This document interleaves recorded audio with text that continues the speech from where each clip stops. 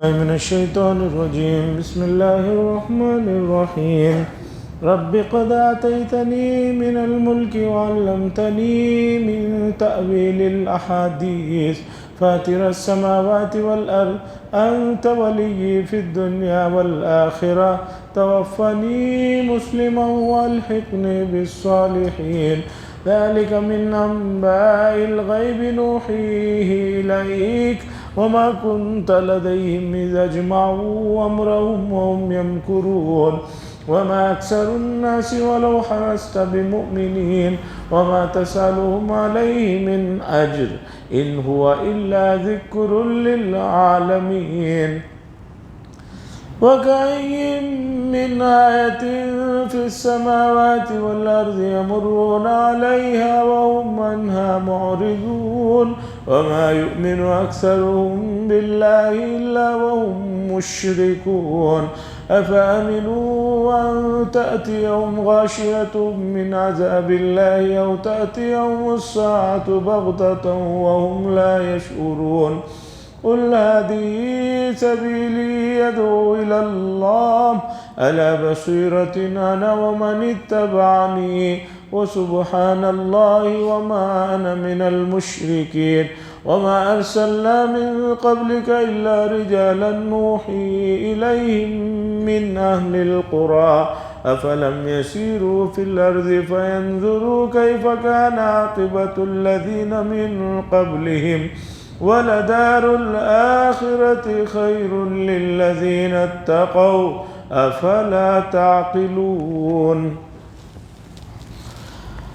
حضرات، سورہ یوسف کی یہ تقریباً سمجھیے کہ آخری آیتیں ہیں، میں نے آپ کے سامنے پڑھا، اور حضرت یوسف علیہ السلام کا واقعہ گزشتہ کئی مجلسوں میں تفصیل سے گزرا، اور خاص طور پر قرآن مجید نے واقعات میں ان چیزوں کا زیادہ پاس و لحاظ رکھا جس میں عبرتیں ہیں، اور جو ہمیشہ کے لیے تمام انسانوں کے لیے کارآمد چیزیں ہیں۔ دیکھیے، ہم ایک چیز کو جب دیکھتے ہیں تو وہ چیز تو نظر آتی ہی ہے، ساتھ میں اور چیزیں بھی نظر آ رہی ہوتی ہیں۔ میں پنکھے کو دیکھ رہا ہوں، لیکن پنکھے کو دیکھنے کے ساتھ ساتھ ہی مجھے گھڑی بھی نظر آ رہی ہے، دروازے نظر آ رہے ہیں، لائٹ نظر آ رہے ہیں، اور جھومر نظر آ رہے ہیں، اور لوگ نظر آ رہے ہیں، لیکن میرا فوکس ہے فین دیکھنا۔ اسی طرح انبیاء علیہ السلام کے جو واقعات قرآن نے بیان کیے، کہیں اجمالاً کہیں تفصیلاً، ان واقعات میں جو عبرت کی چیزیں ہیں، نصیحت کی چیزیں ہیں، ان کے اوپر قرآن نے خاص طور پر نظر رکھی اور اس کے اوپر فوکس کیا، کیونکہ قرآن مجید ٹائم پاس کی چیز نہیں ہے، قصے کہانی کی کتاب نہیں ہے کہ ایک چیز کو جو ہے آپ اتنا اس میں ڈیٹیل میں جائیں کہ جس کی کوئی ضرورت نہیں ہے۔ اسی لیے قرآن مجید میں واقعات کے ضمن میں بہت سی ایسی چیزیں جسے لوگ موجودہ زمانے میں پوچھتے ہیں، آپ کو وہاں وہ چیز نہیں ملے گی۔ مثلا یوسف علیہ السلام کو جب کنویں میں ڈالا گیا، ان کی کتنی عمر تھی، کتنے دن کنویں میں رہے، کتنے سال جیل میں رہے، کیا انہوں نے وہاں کھایا، کیا پیا، کیسے سوتے تھے، کیسے اٹھتے تھے۔ بھئی ہر معاشرے میں، ہر زمانے میں وہاں کا ایک کلچر ہوتا ہے، کھانے پینے کا، اٹھنے بیٹھنے کا، وہ کسی حد تک جو ہے اسی طریقے پر یہ کام رہتا ہے۔ احادیث میں بھی رسول اللہ صلی اللہ علیہ وسلم کے سلسلے میں صحابہ جو ہے جو چیزیں شریعت کی جسے اپنانے کا حکم دیا ہے، اس کی تفصیلات کو بہت باریکی اور شدت کے ساتھ بیان کرتے ہیں، اور غیر ضروری چیزوں کو رسول اللہ صلی اللہ علیہ وسلم نے خود منع کر دیا، اس لیے غیر ضروری چیزوں پر توجہ نہیں دی جاتی۔ ہاں اس سے کوئی مسئلہ نکل رہا ہے تو وہاں پر صحابہ نے بھی اس چیز پر کافی فوکس کیا، چونکہ اس چیز سے ایک مسئلہ جڑا ہوا ہے تو اسے تفصیل سے بتایا۔ تو اب اللہ تبارک و تعالیٰ اس پورے واقعے کو سنانے کے بعد اب آخر میں جب یوسف علیہ السلام کے والدین مل گئے، یہ سب کچھ ہو گیا، تو یوسف علیہ السلام کا وقت مکمل ہو رہا تھا۔ ان کے آخر وقت کی جو دعائیں ہیں جو انہوں نے مانگا، اللہ تبارک و تعالیٰ اسے سنا رہے ہیں اور بتا رہے ہیں۔ کیوں؟ اس لیے کہ یہ جو دعائیں ہیں ایک نبی اس حالت میں اس مقام پر پہنچ کر مانگ رہے ہیں، تو بعد میں آنے والوں کے لیے بھی یہ دعائیں کافی کارآمد ہیں، کافی مفید ہیں، اور ہمیشہ ان کو مانگتے رہنا چاہیے۔ اللہ فرماتے ہیں کہ حضرت یوسف علیہ السلام نے فرمایا، رب قد آتیتنی من الملک، اے میرے پروردگار آپ نے مجھے حکومت میں سے ایک حصہ عطا فرمایا، اور آپ نے مجھے خواب کی تعبیر کا علم عطا فرمایا۔ فاطر السماوات والارض، زمینوں اور آسمان کو پیدا کرنے والی اے ذات، انت ولی فی الدنیا والآخرہ، آپ ہی میرے رہنما رکھوالے ہیں دنیا میں بھی اور آخرت میں۔ مفسرین نے، محدثین نے لکھا ہے کہ دعا مانگنے کا اصول یہ ہے کہ آدمی اللہ سے کچھ مانگنے سے پہلے دو باتوں کا خاص خیال رکھے۔ ایک تو پہلے اللہ کی حمد و ثنا بیان کرے، اللہ کی تعریف بیان کرے، اور تعریف بیان کرنے کے لیے قرآن میں بہترین صیغے ہیں، احادیث میں بہترین صیغے ہیں۔ قرآن میں بہترین طریقہ الحمدللہ رب العالمین الرحمن الرحیم مالک یوم الدین، اس طرح احادیث میں بے شمار فضائل یہ کلمات ہیں جو اللہ کی حمد و ثنا بیان کرنے والے۔ اللہم انت نور السماوات والارض ومن فیہن، اے اللہ آپ ہی زمین و آسمان کا نور ہیں۔ اللہم انت قیوم السماوات والارض ومن فیہن، اے اللہ آپ ہی سے زمین اور آسمان قائم ہیں۔ اللہم لک الحمد کلو ولک الشکر کلو ولک الخلق کلو ولک المجد کلو ولک الثناء کلو وإلیک یرجع الامر کلو۔ ہم بھی پوری کی پوری آپ کے لیے ہے، شکر بھی پورے کا پورا آپ کے لیے ہے، ثنا بھی پورے کی پوری آپ کے لیے ہے، ہر چیز ہر اچھائی آپ ہی کی طرف لوٹ کر جاتی ہے۔ ملء السماوات وملء الارض وملء ما شئت من شيء بعد اهل الثناء والمجد احق ما قال العبد وكلنا لك عبد اللهم لا مانع لما اعطيت ولا معطي لما منعت ولا راد لما قضيت ولا ينفع ذا الجد منك الجد۔ اللہ کی پہلے آدمی خوب تعریف بیان کرے، اور آپ پرسنل اپنے لیے دعا مانگنے بیٹھے ہیں تو آپ کے اوپر جو احسانات اللہ کے بڑے بڑے ہیں ان کو ذکر کریں۔ اے اللہ آپ کی مہربانی سے آپ نے مجھے یہ عطا کیا، یہ عطا کیا، یہ بھی عطا کیا، ورنہ میں کس قابل؟ میرے ساتھ پڑھنے والے وہ کہاں رہ گئے؟ میرے گاؤں میں میرے ساتھ رہنے والے وہ کہاں رہ گئے؟ کتنے لوگ چل بس۔ اللہ نے خصوصی جو آپ پر انعامات کیے ہیں اسے ذکر کرے۔ اس کے بعد اے اللہ جہاں یہ سب آپ نے عطا کیا، ایک اور ضرورت آپ کے سامنے رکھ رہا ہوں، اسے بھی قبول فرما لیجیے۔ دعائیں مانگنے کے سلسلے میں، دعاؤں کے سلسلے میں امت کا جو طریقہ ہے وہ بہت زیادہ ایسا طریقہ ہے جو شریعت کی نظر میں پسندیدہ یا افضل نہیں ہے۔ بہت سارے لوگ کہتے ہیں دعا کریے میرے لیے، دعا کریے۔ بھئی آپ کوئی کام ایسا کیجئے کہ سامنے والا دل سے آپ کے لیے دعائیں دے۔ عقاب ڈاکٹر اقبال صاحب نے فرمایا جواب شکوہ میں بڑی صحیح بات فرمائی، بات جو نکلتی ہے دل سے اثر رکھتی ہے، پر نہیں طاقت پرواز مگر رکھتی، دل سے ہونے چاہیے۔ تو بہرحال یوسف علیہ السلام کو دیکھیے، اللہ سے کہہ رہے ہیں کہ اللہ آپ نے مجھے حکومت عطا کی، خواب کی تعبیر کا علم عطا کیا، زمین و آسمان کو پیدا کرنے والے آپ ہی ہیں، آپ ہی میرے دنیا میں اور آخرت میں رکھوالے ہیں، توفنی مسلمہ، مجھے فرما برداری کی حالت میں مجھے موت عطا فرما۔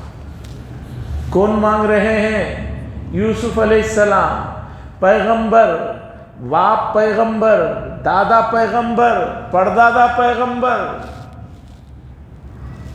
اللہ کے حمد کرنے کے بعد کہہ رہے ہیں توفنی مسلمہ، اے اللہ فرما برداری اسلام کی حالت میں میری وفات عطا فرما، والحقنی بالصالحین، اور نیک لوگوں میں مجھے شامل فرما، اور صالحین میں میرے صالحین کے زمرے میں مجھے جو ہے لاحق فرما۔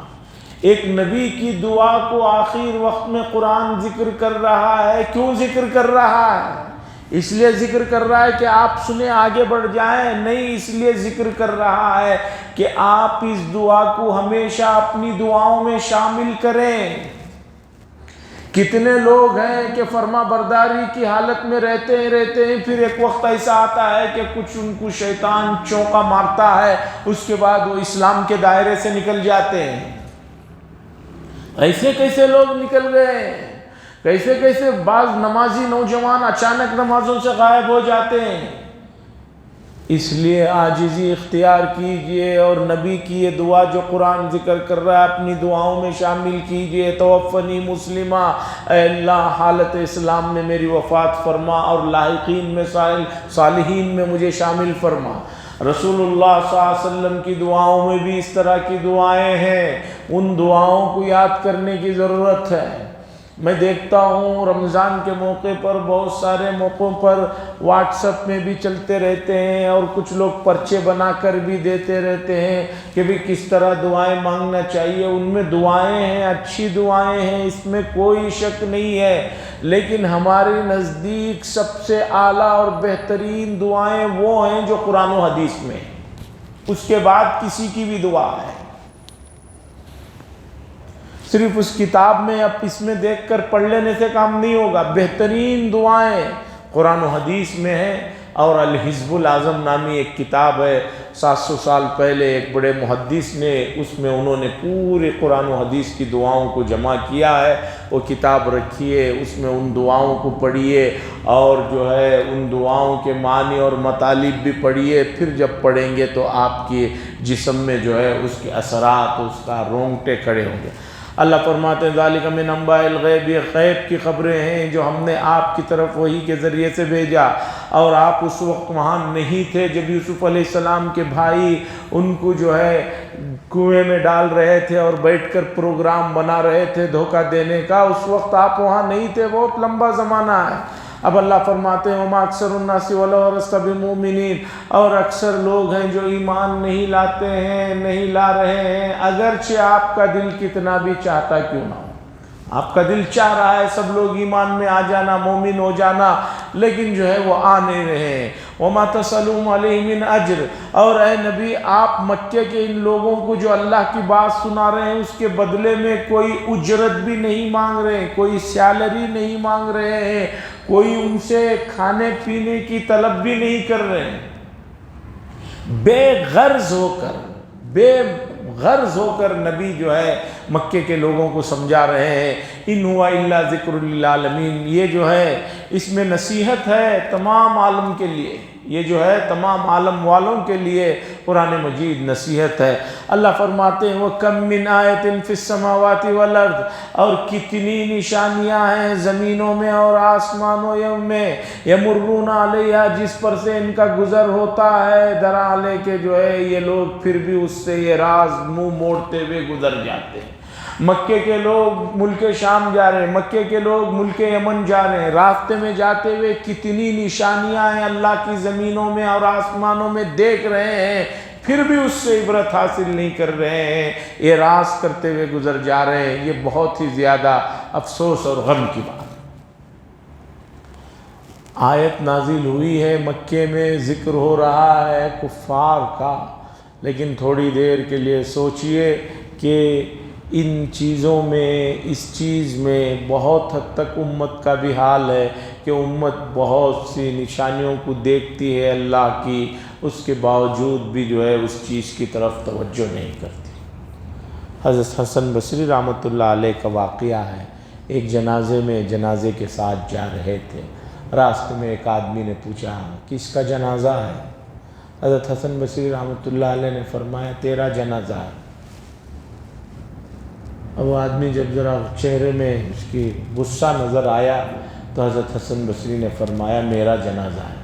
اس کے بعد فرمایا اس بحث میں پڑے ہو جنازہ کس کا ہے، یہ سوچو کہ ہمیں بھی تو اس پر لیٹ کر جانا ہے، ہمیں بھی تو لیٹ کر جانا ہے، اسے موقع ملا نہیں ملا معلوم نہیں، ہمیں تو موقع مل گیا ہے تیاری کرنے کا، تو اس چیز کے اوپر توجہ دینے کی ضرورت ہے۔ اللہ فرماتے ہیں وَمَا يُؤْمِنُ أَكْثَرُهُم بِاللَّهِ إِلَّا وَهُم مُؤْمِنُونَ إِلَّا وَهُم مُشْرِكُونَ، اور ان میں سے اکثر لوگ جو ہے ایمان بھی لاتے ہیں مگر حالت یہ ہے کہ ایمان کے ساتھ موقع جب پڑتا ہے شرک بھی کرنے لگتے ہیں۔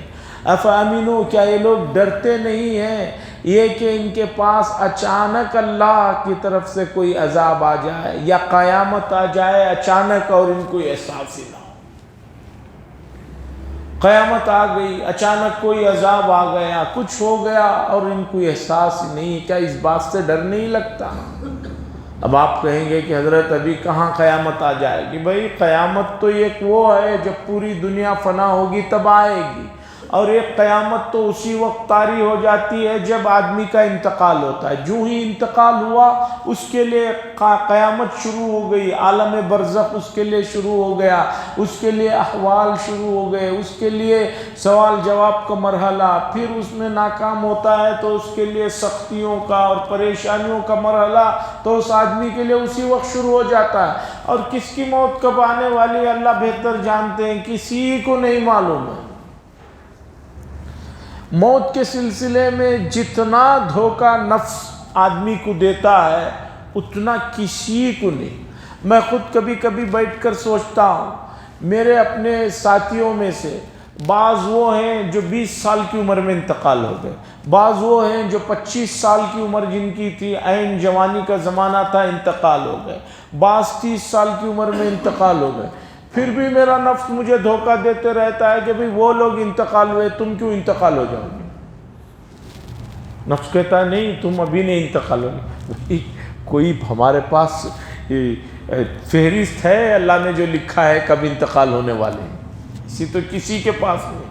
ابھی گزشتہ ہفتے کی اتوار پہلے میرے ایک ساتھی کا انتقال ہوا، میرے ساتھ ہم 4 سال مل کر پڑھے تھے، ماشاءاللہ کافی تندرست، کسی بھی قسم کی جیسے عادت ہوتی ہے نہ چائے کی نہ بیڑی کی نہ پان کی، کسی چیز کی عادت نہیں، اور ہمیشہ تندرست ایکٹیو آدمی، کوئی شوگر کوئی بی پی کچھ بھی نہیں۔ 7:30 8 کے درمیان آدھے گھنٹے کے درمیان میں بے قراری ہوئی، انتقال۔ جب انتقال کی خبر آئی تو مجھے یقین ہی نہیں آیا، پھر میں علیحدہ دوستوں کو فون کیا، اتر پردیش میں وہ صاحب رہتے ہیں، تو پھر جب ان کی تصویر واٹس ایپ میں ڈالی گئی بتائی گئی تب جا کر مجھے یقین آیا۔ حالانکہ 3-4 دن پہلے ان صاحب کے انتقال سے 3-4 دن پہلے میں ایک دوسرے دوست سے اپنے بات چیت کر رہا تھا تو ان کا بھی ذکر آیا، تو میں نے کہا کہ بھئی ماشاءاللہ اس آدمی نے اتنی اچھی صحت اور تندرستی بنا رکھی ہے، یہ 100 سے پہلے تو جائے گا نہیں۔ ہم دو دوست بات کر رہے ہیں اس کے بارے میں کہ بھئی یہ آدمی ماشاءاللہ بہت خوش اخلاق ہے، خوش مزاج ہے، اور کسی سے کوئی کڑوی اور ترش بات بھی نہیں کرتا، اور کسی طرح کسی چیز کا عادی نہیں، شوقین نہیں، یہ بہت لمبا جائے گا، دیکھنا یہ بہتوں کو جو ہے شکست دے دے گا۔ 3 دن پہلے گفتگو کر رہے ہیں اس کے 100 سال کی جینے کے لیے، اور 3 دن کے بعد انتقال ہوگا۔ تو موت مرتے ہی آدمی کے لیے قیامت کا مرحلہ شروع ہو جاتا ہے۔ اسی لیے حدیث میں ہے کہ انتقال ہوتے ہی جتنا جلدی ہو سکے آدمی کی تدفین کر دی جائے، جتنا جلدی ہو سکے اسے تدفین کر دو۔ 2 حال سے خالی نہیں مرنے والا، یا تو بہت نیک ہے یا کسی وجہ سے کچھ برا ہے۔ اگر نیک ہے تو اس کے جسم کو یہاں تم رکھ کر اسے تکلیف دے رہے ہو، اس بدبودار دنیا میں رکھ کر اسے پریشان کر رہے ہو، اور خدا نخواستہ وہ برا ہے تو اس کی برائی اور اس کی وہ نحوست تم سب کو لپیٹے میں لے لے گی، اس لیے کسی کا بھی انتقال ہو جلد سے جلد جو ہے تدفین کا عمل کر دیا جائے۔ اب تو تدفین کو 24 گھنٹے تو کم از کم ہر آدمی لے رہے ہیں، اس سے پہلے دفنانے کے لیے تیار نہیں، کہتے ہیں کہ فلاں سے رشتہ دار آنا ہے، وہ آنا ہے، یہ آنا ہے۔ بلکہ میں نے ایک جنازہ ایسے بھی دیکھا ہمارے ہی محلے میں، بالکل تقریباً بہت پہلے کی بات ہے، تقریباً 8 یا 9 دن تک مسلسل گھر میں جو ہے وہ اے سی کے باکس میں رکھا ہوا رہا۔ یورپ یا امریکہ سے ایک ان کے فرزند آنا تھا، کوئی آنا تھا، نیا نیا تھا، مجھے معلوم ہی نہیں 3 دن تک پنڈال لگا ہوا ہے، تو میں نے سوچا کہ بھئی 3 دن تک کون لگاتا ہے۔ پھر چوتھا بھی دن ہوا تو میں نے، جب لوگ نظر نہیں آ رہے، گھر کے باہر پنڈال ہے، تو میں نے پوچھا کیا مسئلہ، تو بتایا گیا کہ اس طرح میت ہے، وہ ان کی تدفین کرنا ہے، وہ کچھ مسئلہ ہو گیا ہے تو یہ کر رہے ہیں۔ 8 دن سے زیادہ رکھا ہوا ہے، 24 گھنٹے 20 گھنٹے، یہ بالکل غلط بات ہے۔ جتنا جلدی ہو سکے تدفین کر دے، اور آ کر کسی کے چہرے دیکھنے سے کوئی ثواب کا مسئلہ چہرہ دیکھنے پر نہیں ہے۔ نماز جنازہ میں شرکت کریں، تدفین میں شرکت کریں، یہ اصل ثواب کا کام ہے۔ باقی جو ہے کوئی آدمی آیا دیکھا چلا گیا، اس سے کچھ مسئلہ ہونے والا نہیں ہے۔ اللہ فرماتے ہیں وَمَا يُؤْمِنُونَ، ان میں سے اکثر وہ لوگ ہیں کہ ایمان نہیں لاتے ہیں اللہ پر، یا لاتے ہیں تو ایسا ہے کہ جب موقع پڑتا ہے شرک کرنے لگتے ہیں۔ کیا یہ لوگ نہیں ڈرتے ہیں کہ اللہ کا عذاب اچانک ان پر آ جائے، یا ان پر قیامت آ جائے اچانک اور ان کو پتہ بھی نہ چلے؟ قُلْ هَذِهِ، اے نبی صلی اللہ علیہ وسلم کہہ دیجئے یہ میرا طریقہ ہے، ادعو الی اللہ، میں اللہ کی طرف بلاتا ہوں، علی بصیرت، پوری بصیرت کے ساتھ، سرسری نہیں بلا رہا ہوں۔ دیکھیے آپ کسی چیز میں بعض مرتبہ آپ کو یقین نہیں ہوتا ہے، اندازے سے کہتے ہیں بھئی کب ہوا تھا، ایک اندازہ ہے، اور ایک چیز ایسی رہتی ہے جو بالکل آپ یقین کے ساتھ، جزم کے ساتھ، پکے وثوق کے ساتھ کہتے ہیں۔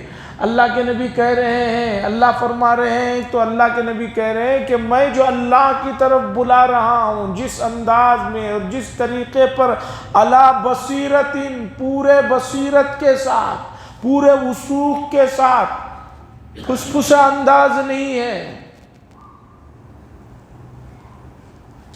ہمیں بھی اللہ کی طرف لوگوں کو کوئی بات بتاتے ہوئے خود اپنے دل و دماغ میں یقین ہونا چاہیے۔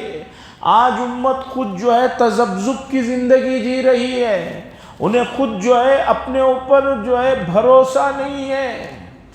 بہت سے نوجوان آتے ہیں جو اسلام سے جڑے ہوئے معاملات پر مجھ سے سوالات کرتے ہیں، اس سے مجھے اندازہ ہوتا ہے کہ امت کا بڑا طبقہ قرآن و حدیث میں جو چیزیں بنیادی ہیں، عقیدوں سے تعلق ہے، اسی میں تذبذب کا شکار ہے،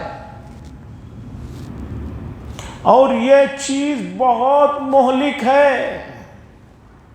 آپ کو قرآن و حدیث سے محبت اگر ہے، اس لیے نہیں کہ آپ مومن ہیں، میں کہتا ہوں آپ پڑھے لکھے لوگ ہیں، تقابلی مطالعہ کیجئے تمام ادیان کا، تمام مذاہب کا، اور اس کے بعد آپ دیکھیں گے کہ قرآن و حدیث جس چیز کو بتا رہا ہے وہ چیز کتنی زیادہ نیچرل ہے، اور کتنی زیادہ جو ہے اس کے اندر جو ہے کشش ہے، اس کے اندر لچک ہے۔ اب کیسے کیا جائے؟ بچپن کا زمانہ جس میں دینی تعلیم تھوڑی بہت ہو سکتی تھی، اب اس پر توجہ ختم ہوتی چلے جا رہی ہے، اور اس کے بعد بچہ SLC میں پہنچ گیا تو اب سمجھیے کہ بچہ ماں باپ کے ہاتھ سے بھی نکل جاتا ہے۔ اب ماں باپ خود جو ہے بچے کو سوائے اس کی اسکول کی تعلیم کے علاوہ کسی تعلیم کے بارے میں کچھ نہیں کہتے ہیں۔ پھر فرسٹ پیو، سیکنڈ پیو، پھر کالج کا زمانہ، پھر وہ ماسٹرز کرتا ہے، یہ کرتا ہے۔ اب بتائیے، اب اس پورے زمانے میں یہ جہاں پڑھ رہا ہے، جہاں انسٹیٹیوٹوں میں ہو، جہاں اٹھنا بیٹھنا ہو، وہاں پر 80 سے 90% لوگ برادران وطن ہیں جو مذہبوں میں کوئی ان کو عقیدہ نہیں ہے، یا عیسائی ہیں تو عیسائیوں کے مذہب کے سلسلے میں کوئی سختی نہیں ہے، عیسائی مذہب میں کہا جاتا ہے کہ بھئی مذہب کا معاملہ صرف اتوار کے دن تھوڑی دیر کے لیے چرچ میں جب جا کر بیٹھتے ہیں تب تک ہے، باہر نکلو تو تم آزاد ہو، تم جو چاہے کرو، جیسے چاہے کرو، تمہارے اوپر کوئی پوچھ تاچھ نہیں۔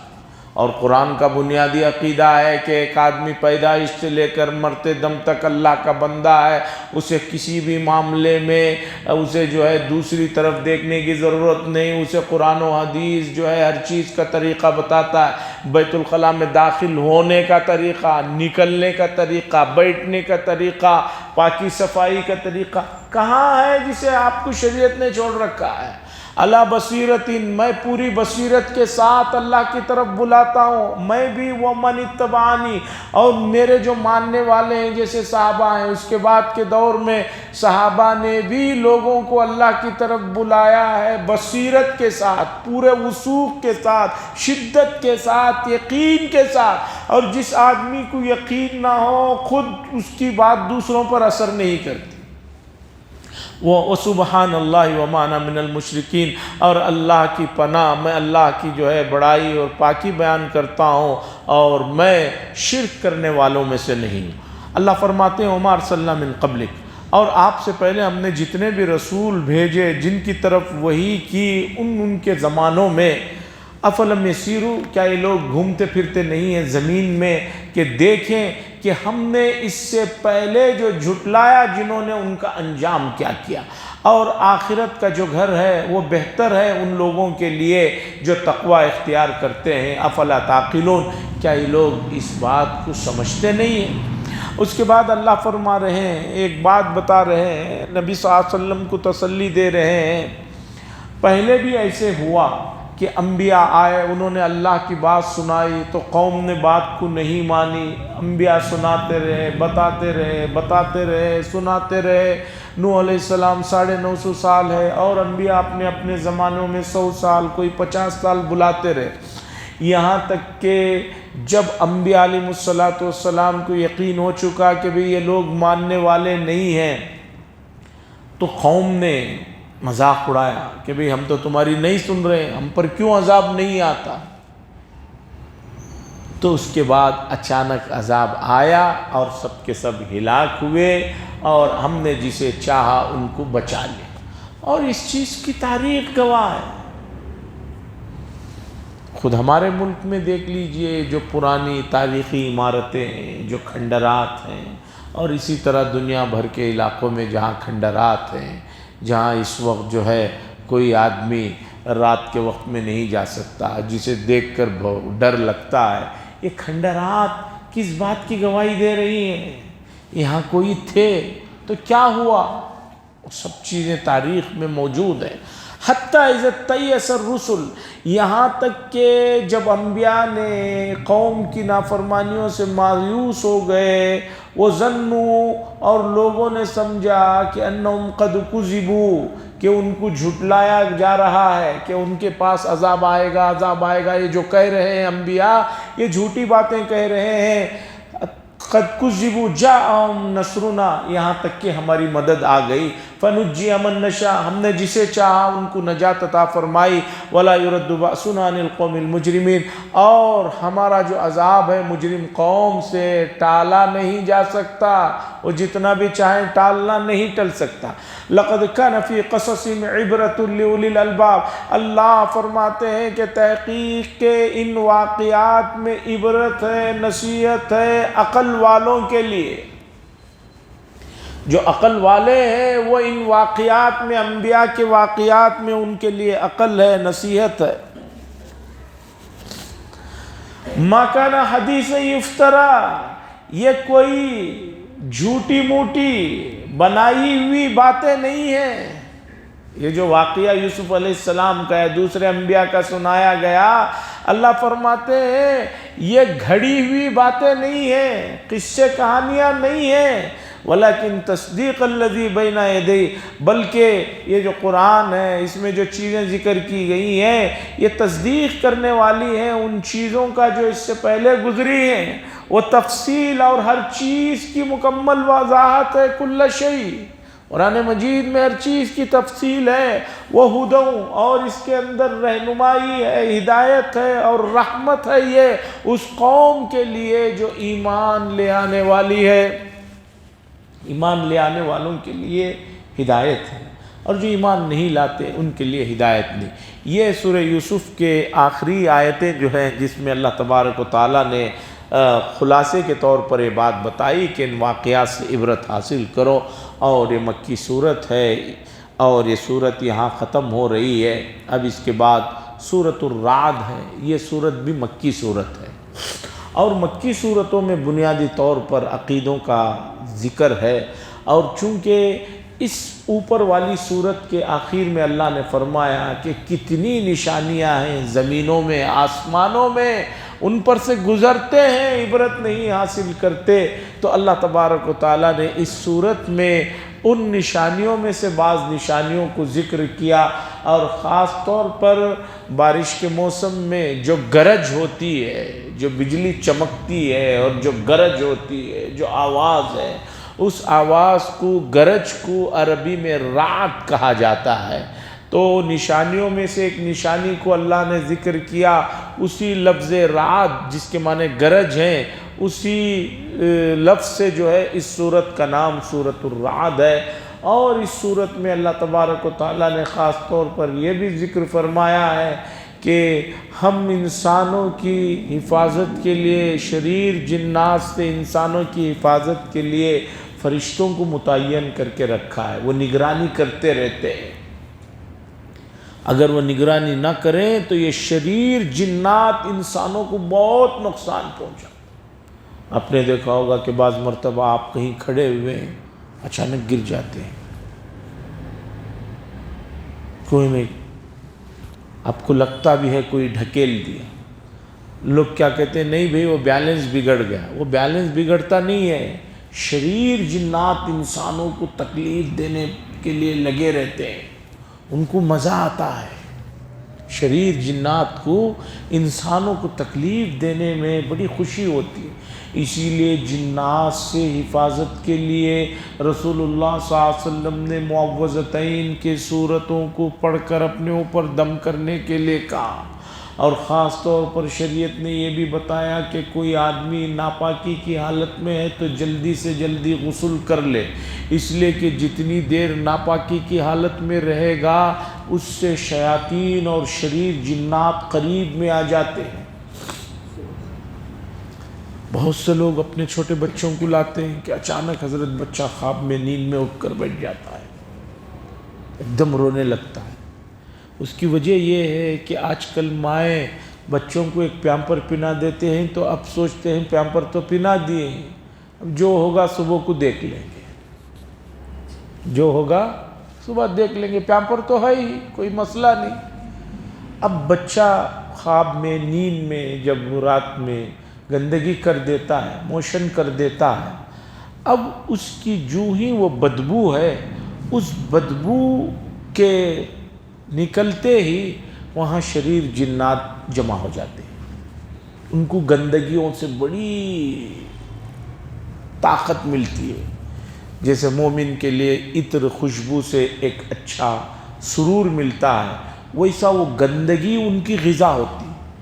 اب وہ آ کر وہاں جمع ہو جاتے ہیں، اب وہ بچے کو چونکے لگاتے ہیں، ایک دم بچہ نیند میں اٹھ جاتا ہے، اور بعض عورتیں وہیں نکالے وہیں پھینک دیے پلنگ کے پاس، ٹوائلٹوں میں، اور اسی طرح حمام میں گندے کپڑے پڑے ہوئے ہیں۔ یہ سب پاکی صفائی کے سلسلے میں شریعت نے کہا، اور آپ اگر اسے شریعت کے نظر سے نہیں، میڈیکل کی نظر سے بھی آپ دیکھیں گے تو بھی یہ نقصان دہ ہے کہ بھی جہاں گندگی ہوئی وہاں آٹومیٹک خود جراثیم پیدا ہو جاتے ہیں، بیکٹیریاز پیدا ہو جاتے ہیں۔ شریعت تو ان چیزوں کو جو کہہ رہی ہے، سائنس نے آپ کو اب بتایا، کچھ چیزیں جو ان کو سمجھ میں آئی وہ بتائی، اور ابھی ایسی بہت سی چیزیں ہیں جو ان کو سمجھ میں ہی نہیں آئی ہیں، آئیں گی۔ انسان مسلسل محنت کر رہا ہے، چیزیں سمجھ میں آئیں گی۔ بعض لوگ مان لیتے ہیں زبان سے، بعض لوگ نہیں مانتے۔ بہت سی چیزیں ہیں میڈیکل آخر میں کہہ دیتے بھی کچھ بھی نہیں ہے، سب ہم نے دیکھ لیا. بھائی کچھ بھی نہیں ہے تو اس کی صحت کیوں قابو میں نہیں آ رہی ہے؟ کوئی چیز نہیں ہے تو کیوں نہیں آ رہی ہے؟ ہو سکتا ہے نظر لگی ہو سکتا ہے کہ جو ہے جادو ہو گیا ہو، لیکن وہ مانتے نہیں ہیں، لیکن ہوتی ہے چیز. تو بہرحال اس کا بھی اللہ نے اس میں ذکر فرمایا. وہ تمام چیزیں انشاءاللہ اگلی مجلس میں سنائی جائیں گی. اللہ سے دعا فرمائیں اللہ تبارک و تعالی ہمیں قرآن مجید سے عبرت اور نصیحت حاصل کرنے کی توفیق نصیب فرمائے. لک الحمد و لک شکر یا اللہ. اللہم صلی علی سیدنا شفینا نبینا حبیبنا مولانا محمد بارک وسلم. اللہم انت السلام منک السلام تبارکت یا ذا الجلال والاکرام. صلی اللہ تعالی وسلم علی خیر خلقی محمد وعلی آلہ وصحبہ اجمعین والحمد للہ رب العالمین.